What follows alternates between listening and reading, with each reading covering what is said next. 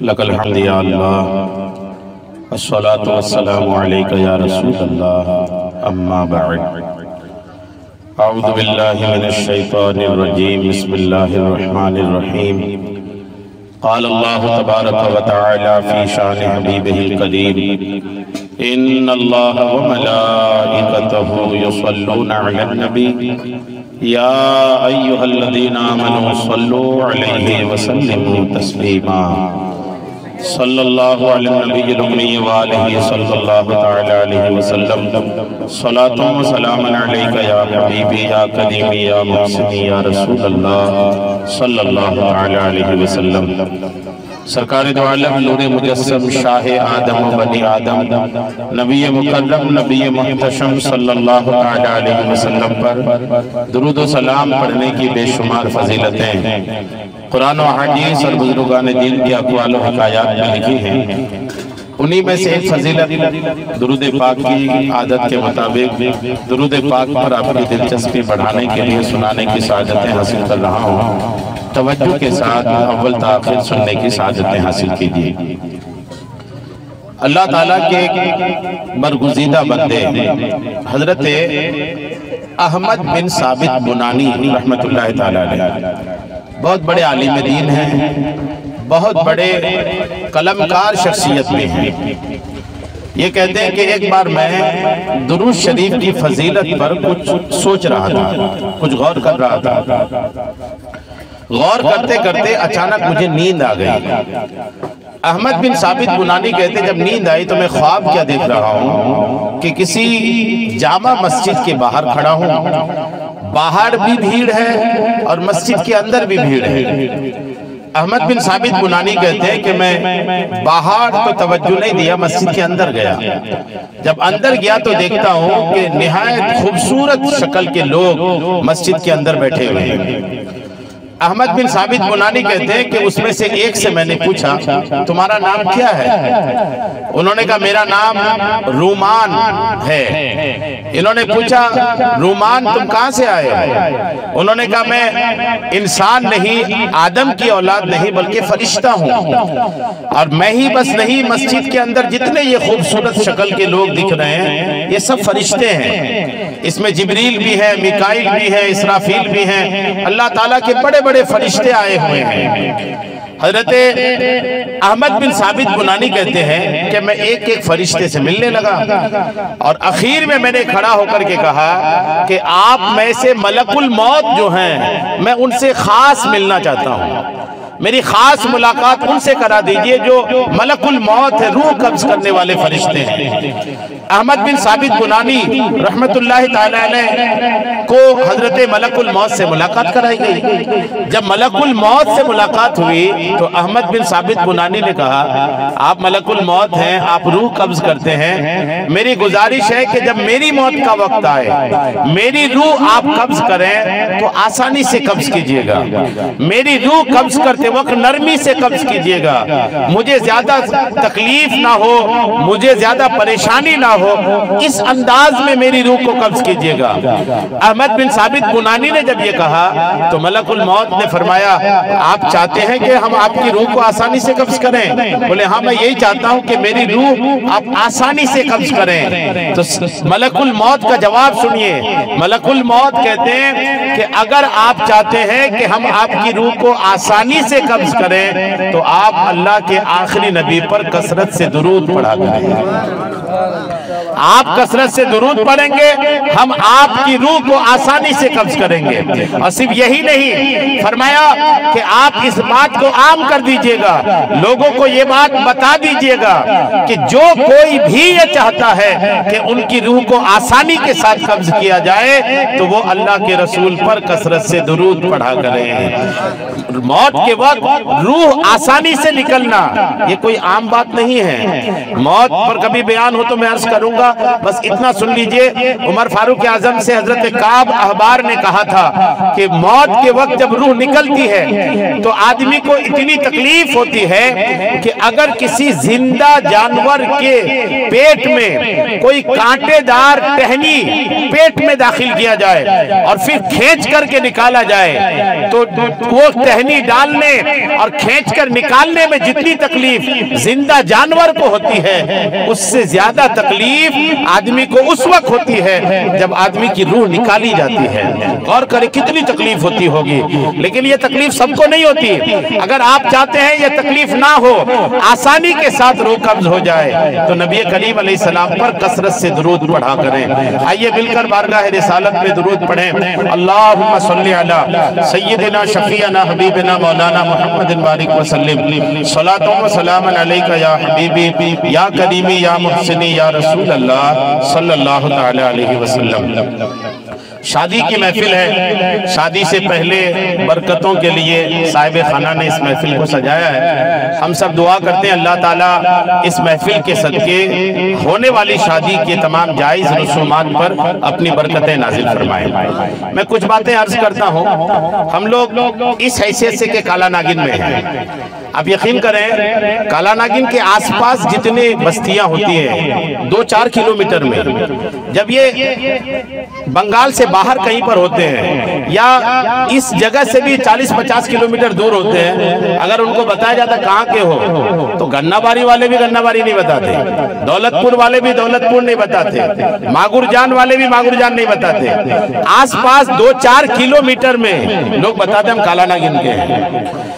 इसलिए कि आसपास अगर कोई गांव बताते तो फिर बताना पड़ता है कि वो गांव कहाँ है, तो काला नागिन के बाजू में है, तो लोग सीधे काला नागिन का नाम लेते हैं। मैं ये क्यों बोल रहा हूँ ये बात सुनिएगा। मेरे ये बात बोलने का मकसद ये है कि काला नागिन की मार्केट की वजह से आपकी ये बस्ती आसपास के इलाकों की नजरों पर है। आप आइडियल हैं, बताना ये चाहता हूँ कि आप आइडियल हैं। हमारी बस्ती अल्हम्दुलिल्लाह नमूना है। हम आसपास कहीं और जगह का नाम नहीं बताना पड़ता है, हमें काला नागिन ही बताना पड़ता है। अब जब बात आपके साथ ये है कि आपकी बस्ती, आपका इलाका, आपके वतन को अल्लाह ने ये शान दिया है, तो हम लोग सिर्फ नाम बाजार का लेकर ये शान बना के रखे नहीं, हम लोग कोशिश ये भी करें कि दीन के मामले में, शरीयत के मामले में, मजहब के मामले में, इस्लाम के मामले में भी हम लोग ऐसे हो जाए कि लोग समझे कि काला नागिन के लोग इतने मजहबी हैं, काला नागिन के लोगों में इतना दीन है, काला नागिन के लोगों में इतना मजहब है। काश के वो दिन भी हम लोग को देखने को मिल जाए। हमारे यहाँ शादियों में, यही शादी की महफिल में हम लोग बैठे हैं, मुझे खबर लगी, लोगों ने बताया कि रात को खूब गाने बजे। सिर्फ यही शादी कहाँ, गांव में जितनी शादियां होती हैं पहले जी भर करके गाने बजाते हैं। हमारे नौजवान कब होश में आएंगे? क्या वो वक्त नहीं आया हमारे नौजवानों का कि आप गाना बजाना बंद कर दें? क्या गाना बजाना अब भी जारी रहेगा? इस वक्त जबकि मोबाइल के जरिए, उलमा अहले सुन्नत के जरिए आप सुन कर थक चुके हैं कि इस्लाम क्या चाहता है आपसे, क्या चीज सही है, क्या चीज गलत है। जब आपको सारी चीजें मालूम है, उसके बाद भी हमारे नौजवानों की एक तादाद होती है जो गाना बजाना चाहती है शादी में। जब तक शादी में गाना बजाना ले, हमारे नौजवान समझते भी शादी नहीं हुई है। अच्छा, गाना भी कैसा?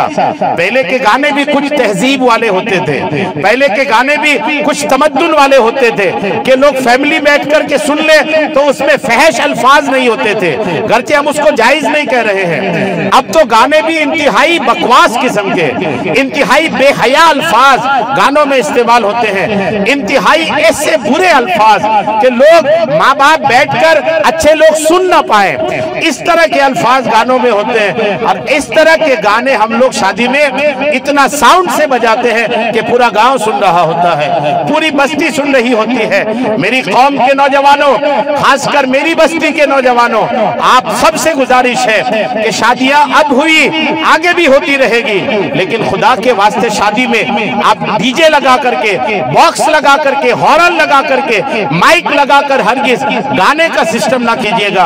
अब सुनिए एक हदीस पाक, गाना सुनने और सुनाने वाले एक हदीस सुने।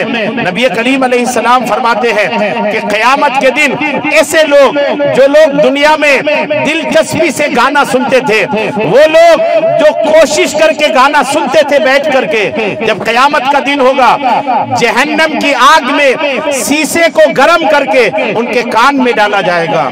गौर कीजिए, जहन्नम की आग होगी, शीशा गर्म किया गया होगा, और जब शीशे को गर्म करते हैं तो वो पिघल करके, शीशा जो पिघलता है वो पिघलन उस आदमी के कान में डाला जाएगा जो बंदा दुनिया में गाना सुनता था। अब आप गौर करें, गाना सुनने की वजह से और सुनाने की वजह से अगर कंडीशन ये हो गई कि आपके कान में जहन्नम की आग में गर्म करके शीशा पिला करके डाला जाए, क्या बर्दाश्त होगा आपको? अगर किसी के कान में छोटा सा कीड़ा चला जाए, अगर किसी के कान में थोड़ी सी कोई तकलीफ दे वाली चीज हो जाए तो आदमी की रातों की नींद उड़ जाती है। एक कीड़ा चला जाए तो नींद उड़ जाए। अब गौर करें, अगर जहन्नम की आग में गर्म करके शीशा डाला जाए तो अब क्या बर्दाश्त करेंगे? बर्दाश्त के काबिल नहीं होगा।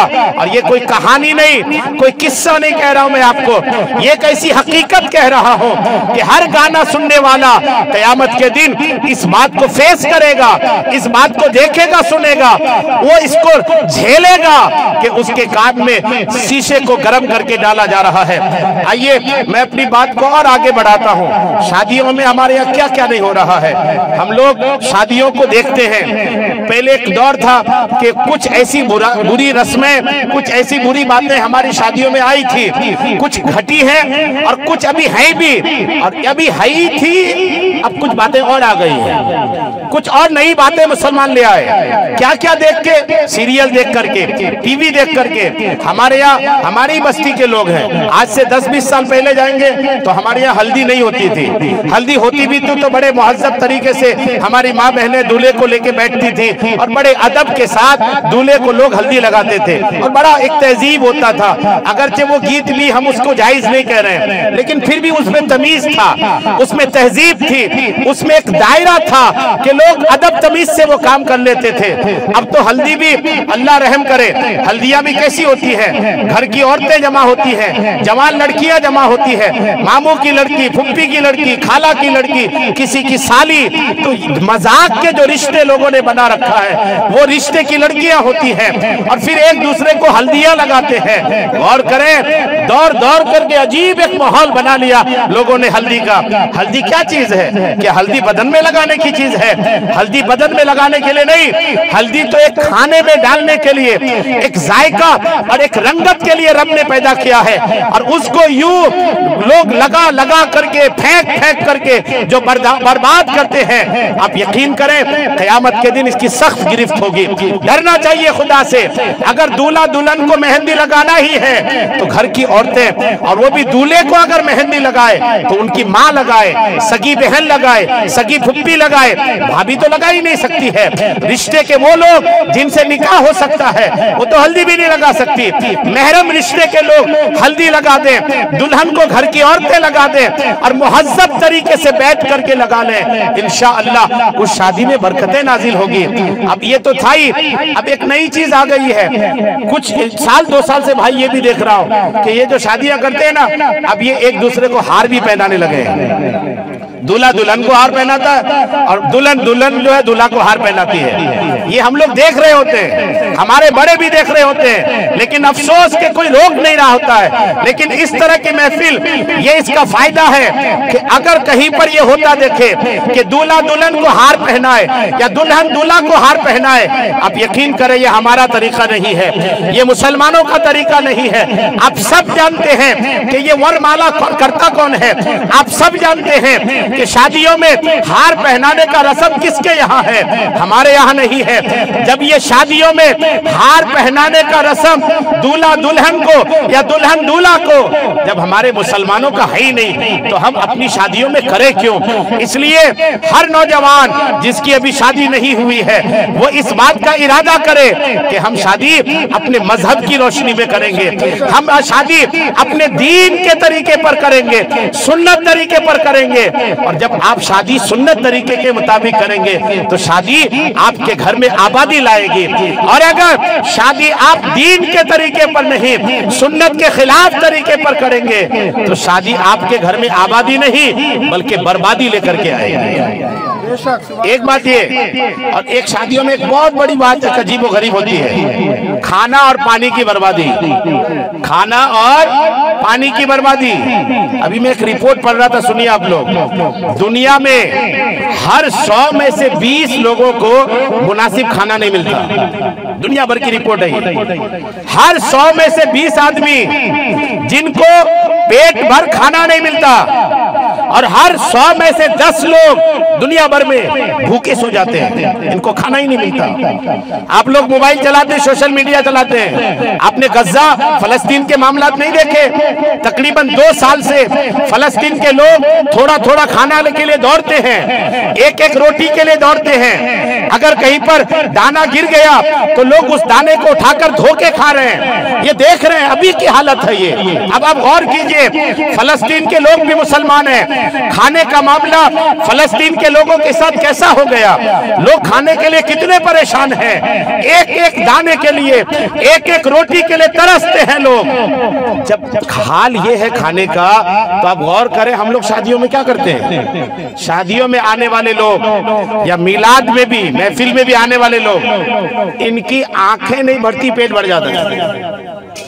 पेट भर जाता, आंखें भरती ही नहीं। और ले लूं, और ले लूं, और ले लूं, और जब खाना है तो पेट जवाब दे दिया, और जब पेट जवाब दिया तो आदमी प्लेट छोड़ के चला जाता है। यही पिंडाल है हर जगह, सिर्फ एक जगह की बात नहीं। आज ये पिंडाल कितना साफ सुथरा दिख रहा है, कहीं एक दाना नहीं गिरा है। कल प्रोग्राम के बाद आइएगा, फिर देखिएगा कितना दाना कहीं पर पड़ा होगा। मैंने एक रिपोर्ट पढ़ा खाना बर्बाद करने वाले पर, वो रिपोर्ट बताती है कि दुनिया भर में जितना खाना बर्बाद होता है, उस बर्बाद खाने का अगर 10%, सिर्फ 10% गरीब लोगों को बांट दिया जाए तो दुनिया से भूखमरी खत्म हो जाएगी। इतनी बर्बादी खानों की होती है और लोग इतना खाना बर्बाद करते हैं। हम तो मुसलमान है ना। हमारे नबी करीम अलैहिस्सलातु तस्लीम एक दिन अपने घर में आए।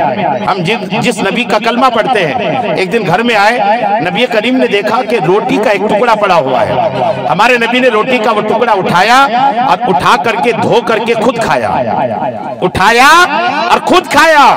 गौर कीजिए, हमारे यहाँ पड़े हुए दाने को कोई अहमियत नहीं देता। हमारे नबी ने रोटी का टुकड़ा पड़ा देखा, खुद उठाया, साफ किया, धूल मिट्टी अलग की और खाया, और खाकर इरशाद फरमाया, अपनी बीवी से कहा, ए आयशा, रिस्क की इज्जत करो। ये रिस्क जिस कौम से चली जाती है फिर दोबारा उस कौम पर पलट के नहीं आती। ये रिस्क जब चली जाती है तो वापस नहीं आती। इसलिए इस रिस्क की इज्जत करो, रोटी की इज्जत करो, दाने की इज्जत करो, खाना पानी की इज्जत करो। अगर इसकी इज्जत किया तो अल्लाह ताला बरकतें अता फरमाता है। आज हमारे घरों में बरकत क्यों नहीं है? घरों में भी होता है। हमारे यहाँ एक तादाद है, आप सब सुन रहे हैं, आज इस बयान को लीजिएगा, आप सब सुन रहे हैं। आप में से सब लोग तकरीबन ये करते हैं शादियों में करके। घर में तो आदमी पोंछ पाछ के खाता है, घर में है तो प्लेट भी पोंछ रहा है, उंगली भी चाट रहा है। शादी में आके पता नहीं क्या हो जाता है, 40वीं में आके पता नहीं क्या हो जाता है। घर में प्लेट चाट के खाने वाला शादियों में उतना खाना छोड़ देता है जितना खाना घर में खा रहा होता है। अरे खुदा के बंदो, वही खाना आप घर में चाट चाट के खाते हैं, वही खाना शादी में छोड़ क्यों देते हैं? क्यों छोड़ते मालूम? बात वही है कि निगाहें बढ़ी नहीं, पेट भर गया। आंखें अभी भूखी है, पेट का भूख खत्म हो गया। तो आंखों का भूख नहीं देखें, अपने पेट का भूख देखें। और जब आप अपने पेट के मुताबिक खाना लेंगे तो अल्हम्दुलिल्लाह आप खाना फेंकेंगे नहीं। जब आप उठेंगे तो आपकी प्लेट साफ होगी, और जब प्लेट साफ हो करके आप उठेंगे तो अल्लाह ताला दाने की इज्जत की वजह से आपके घर में भी बरकत अता फरमाएगा। अल्लाहु अकबर।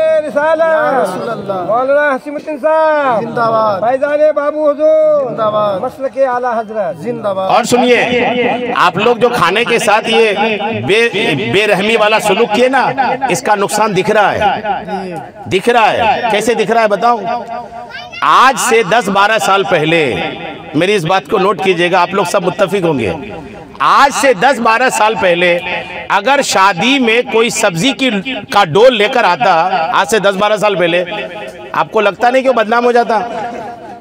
थोड़ा सा बैकअप पे जाइए। आज से 10-12 साल पहले अगर शादी में गोश्त के साथ सब्जी की बाल्टी आती तो सारे मेहमान घर में जाके बदनाम करते, इस शादी में सब्जी बनाया था। ये होता कि नहीं होता था? आज से 10-12 साल किसी शादी में सब्जी देखा है आपने? बदनामी हो जाती उसकी, अरे शादी करा है सब्जी बनाया था। और आज क्या हाल है? अगर सब्जी की बाल्टी आपकी टेबल पे आती है तो आपका चेहरा खिल जाता है कि चलो खाना चल जाएगा, सब्जी चाहिए, खाना चल जाएगा।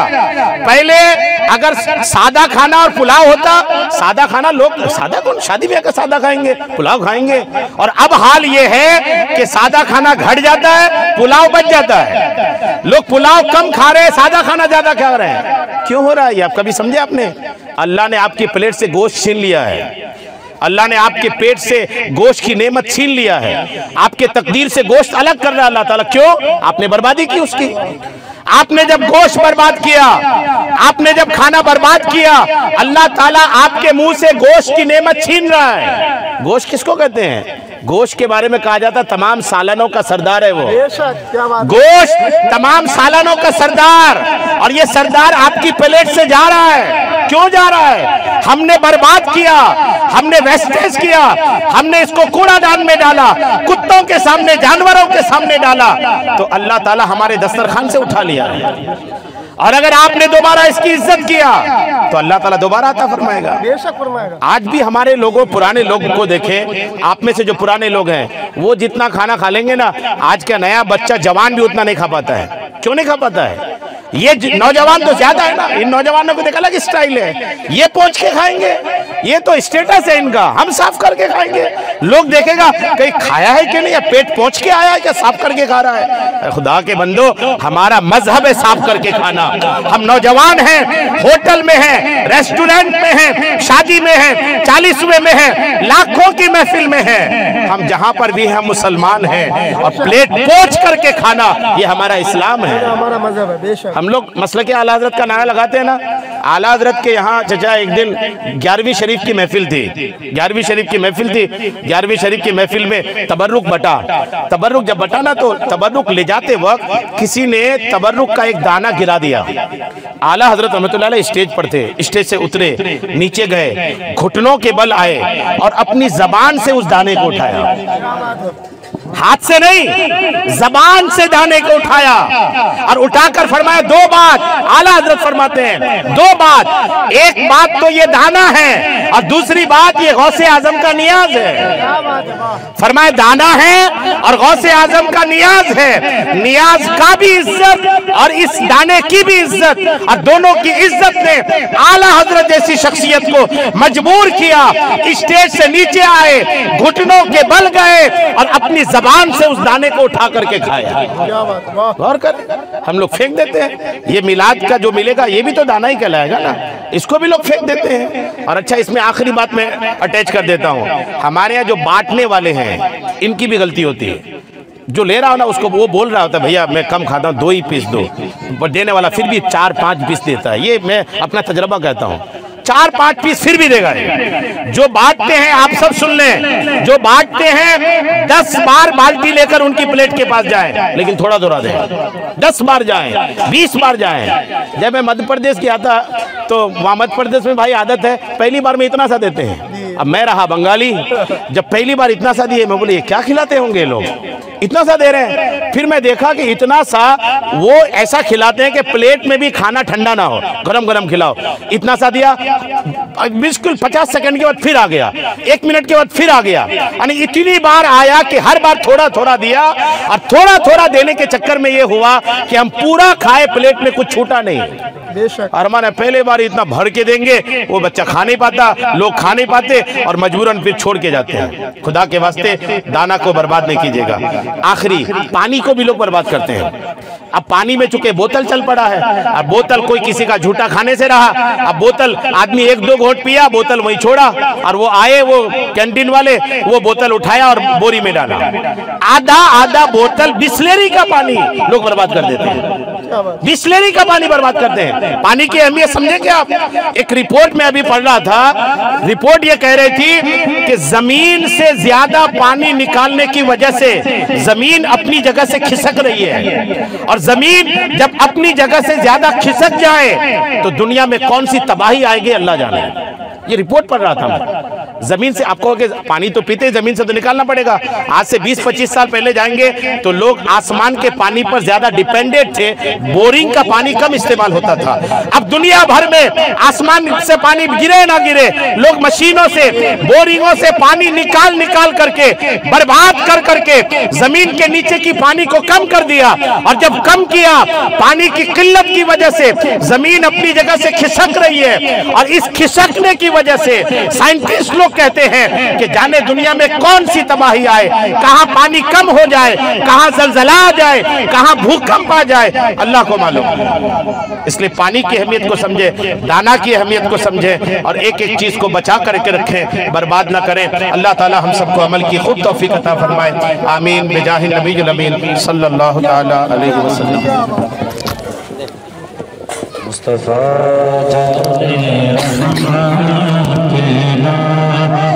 सलाम शमअ मज़मे तेरा खो सलाम शरियारे रम ताजदारे हरम शहर यारे रम ताजदारे हरम नवारे शफाअत ला सलाम मुस्तफा सलाम शमअ मज़मे हिदायत ला गौसे आज़म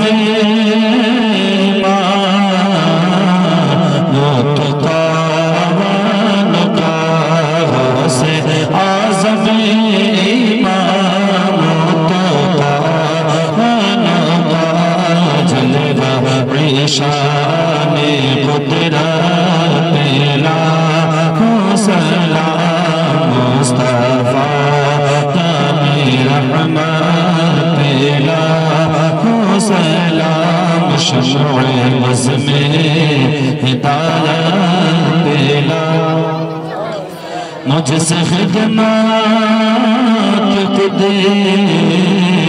सीखे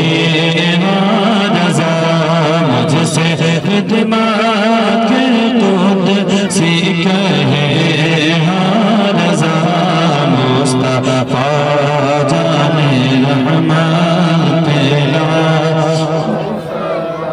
शमअ मज़मे हिदायत ला सलाम या नबी सलाम अलैका या रसूल सलाम अलैका या हबीब सलाम अलैका सल्लल्लाहु अलैहि वसल्लम। أعوذ بالله من